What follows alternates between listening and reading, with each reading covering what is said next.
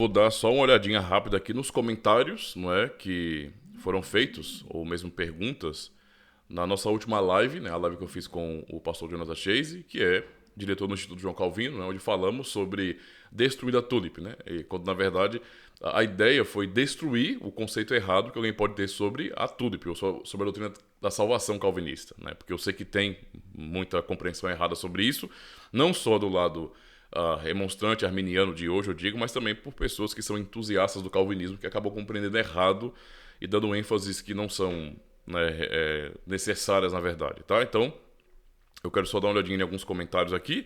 Antes, agradecendo aos irmãos que participaram, fizeram perguntas, né, ou então comentaram alguma coisa. Muito obrigado, valeu. Tem até indicações aqui. E eu quero observar aqui uma pergunta. Tem uma pergunta do perfil Apologética e Resistência. Pergunta boa, muito boa. E eu tentei responder com o pastor John, mas de uma maneira muito mais abrangente, né? Abordando a questão muito maior, muito mais ampla, porque eu acho que isso aqui ainda é pequeno, tendo em vista, não é, as problemáticas que existem com relação a, por exemplo, a interação de pastores reformados com pessoas de fora, tradições de fora, ou então que oficialmente são reconhecidas como heréticas de alguma maneira. Mas vamos lá. Inclusive, nós não respondemos, viu, perfil aí, porque exatamente do jeito que foi pedido, porque você mencionou o nome de um pastor aqui. Então, não é nosso objetivo estar combatendo, não é, alguém, uma pessoa em especial, né? Um pastor que está vivo, então tem que ser perguntado a ele, né? Então, eu sei que as pessoas até falam muito a respeito do que quem já morreu, já fez, já falou, escreveu. Está registrado ali, certo? Embora não tenha como julgarmos perfeitamente, mas ainda assim, aqui estamos falando de um pastor que está aí na ativa. Então, é bom perguntar para ele, né? Porque, observa a pergunta. Uma pergunta ao pastor Jonathan. Por que muitos pastores, como Hernandes Lopes, né, Dias Lopes, que é pastor presbiteriano, anda entre igrejas pentecostais e tantos outros pastores reformados são tão coniventes com arminianos? Então, a pergunta deve ser feita, e aí eu incentivo, né, a quem também quer fazer essa pergunta ao próprio pastor Hernandes Dias Lopes, certo?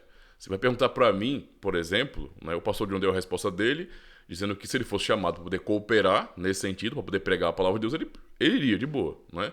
Eu não sou 100% contra essa opinião, é claro, mas eu realmente tenho evitado, né, esse tipo de contato, digamos assim, porque para mim, eu sei lá, minha consciência pesa nesse sentido, né? Eu acho que se eu for para um ambiente desses para pregar a palavra de Deus, ah, e tratar, não é, se o ambiente subscreve oficialmente o arminianismo, a soteriologia arminiana e portanto está rejeitando o que foi apelidado de calvinismo, eu não penso que eu iria para um ambiente como esse, porque de repente, sei lá, eu deveria diluir a mensagem, a pregação, ou então eu acabaria validando, não é, o arminianismo ali. No meu caso, isso não teria tanta relevância, né? E talvez o pastor John também não teria tanta relevância, porque embora sejamos pastores, né, e tenhamos nossas funções nas igrejas, ainda assim nós não temos a relevância que, por exemplo, o pastor Hernandes Dias Lopes tem no contexto brasileiro, tá? Então isso é fato. Então é claro que as ações dele pesam mais, porque todo pastor é uma pessoa pública, mas ele acaba sendo mais público ainda, digamos assim, né? Porque tem muita notoriedade no nosso contexto, tá?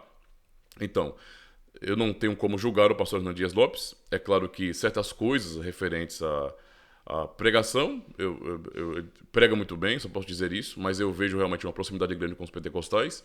Não sei o porquê exatamente, mas é bom perguntar a ele, certo?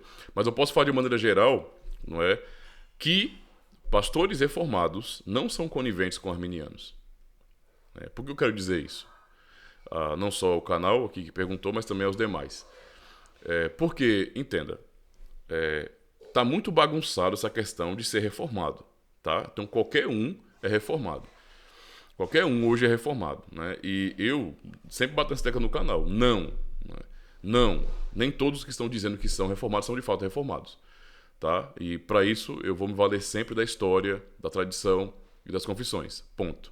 Não é? Você não tem isso, você para mim é só um empolgado, um tulipado, como dizem alguns, né? E se é que leu realmente a Tulip, né? No caso, 5 pontos, os cânones de Dort nesse sentido, mas é alguém que é entusiasta, não é, gosta, mas não se comprometeu de fato com aquilo. Então não considero como reformado não, ok? Então o ponto é o seguinte, nas igrejas reformadas, e para ficar muito claro, eu não sou pastor, não é, da Confederação das Igrejas Reformadas do Brasil. Eu sou um pastor reformado, confessional, então subscrevo esta forma de unidade das igrejas reformadas, como a confederação também, as igrejas da confederação subscrevem, ok? E eu estou num processo até chegar à confederação. Eu estou bem mais próximo hoje do que quando eu comecei o canal, por exemplo, certo? Então observe bem, nas igrejas da Confederação das Igrejas Reformadas do Brasil, não é? A confederação, não é? Os presbíteros locais é quem chamam, não é? Quem fazem um chamado para o púlpito. E isso é regra na confederação e nas comunidades locais, é claro, não é? Pastores que não são reformados, confessionais mesmo, não são chamados para pregar. Eles não têm acesso ao púlpito das igrejas reformadas. Por isso que eu estou dizendo, pastores reformados não são coniventes com o arminianismo. Essas pessoas que têm o nome de pastores, que têm o peso da tradição reformada nas costas, não é? E tratam o arminianismo como se não fosse nada nesse sentido, como se não fosse heresia, por exemplo, e acaba validando com sua postura, eles não estão sendo fiéis à tradição reformada. Ok? E, portanto, tais pastores nunca serão chamados, não é? A não ser que a confederação toda se corrompa, não é? E aí, quem é fiel pula fora, a realidade é essa. Mas, ordinariamente, pastores assim, que não são realmente reformados confessionais e podem ter esse reconhecimento, esse testemunho do conselho da igreja, não é? E da própria confederação, eles não vão pregar numa igreja reformada. Por quê? Porque pastores realmente reformados não são coniventes com isso. Então é bom fazer essa distinção para não tratar, não é? E ficar banalizando o nome reformado, como os outros já estão fazendo aí. Porque aí dá a impressão de que esse nome não tem peso nenhum, não significa nada, e pastores reformados estão realmente traindo. Não, uma vez que a pessoa não subscreve e não honra a sua própria tradição, entendeu? Já vai pro lado lá, cara. Vai ser evangélico logo, no sentido evangelical mesmo da palavra, não é? Você não é obrigado a ser reformado, ninguém é obrigado a ser reformado. Ninguém é obrigado a subscrever documento nenhum, ok? Se a pessoa não quer, não concorda, tchau, é simples assim. Então, no meu caso, por exemplo, eu jamais chamaria um pastor que eu não sei, que eu sei muito bem que não é confessional de verdade. Não, mas ele é presbiteriano. Problema. Mas ele é um pastor de uma igreja reformada, não sei das quantas. Sim, e daí? Se ele não for confessional, entendeu? Ele só tem um rótulo, nada mais. De reforma não tem nada, nada.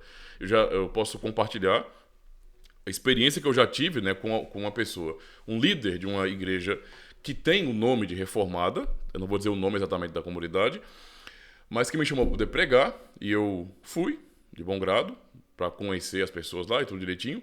E uma das primeiras coisas que eu faço, né, uma das primeiras perguntas que eu faço quando eu vou conhecer um pastor que tem esse peso, né, eu sou reformado, é sobre a confessionalidade. Não dou nem bom dia, boa tarde, boa noite. Subscreve as confissões? Quais os documentos da sua igreja? Tá? As confissões da sua igreja. Subscreve integralmente as confissões da sua igreja, as confissões? Porque se a pessoa... tem aí, mas pra mim isso é cor do passado. Então, tchau. Acabou a relação aqui. Tá? Então, Deus abençoe a sua vida, mas eu não posso avançar mais do que isso, né? Vou te ver como irmão, beleza, como um crente, tranquilo, mas meu pé vai ficar bem atrás com relação à fé reformada, né? Para mim, é alguém que está desonrando a fé reformada. E eu tive essa experiência, né? E quando eu perguntei, a pessoa... Eu tenho que acesso à modernidade e tenho também o de Fred Schminster. Eu não perguntei se você tem, eu perguntei se você subscreve. Ter livros na estante como enfeite é a coisa mais simples do mundo. Aqui, ó, eu tenho bons livros. São poucos, né? Porque eu não tenho grana, digamos assim. E livro é caro, especialmente de teologia, não é? Mas não adianta nada eu ter esses livros aqui se eu não vou fazer a leitura deles. E se eu não me comprometer com alguns desses livros aqui, por exemplo, com os livros confessionais, a sessão de unidade que eu tenho ali, não é? Eu me comprometo com aqueles documentos ali. Me comprometo. Então não adianta nada eu falar que eu tenho, mas eu não me comprometo. não é? E não foi a resposta que eu queria ouvir. E eu já prossegui mais e percebi, não tem nada de confessional, cara. Culto não é reformado, por quê? Porque falta confessionalidade. E todo o resto. Então, assim, pra mim isso não é pastor reformado, não. Tá bom? Não é pastor reformado. Pra mim é um pastor evangélico, tá? Que está escondido dentro de um nome da tradição reformada. Mais nada. E é assim que eu considero. Então, pra mim, pastores reformados não são convenientes com o arminianismo. Tá certo? Então, é isso aí.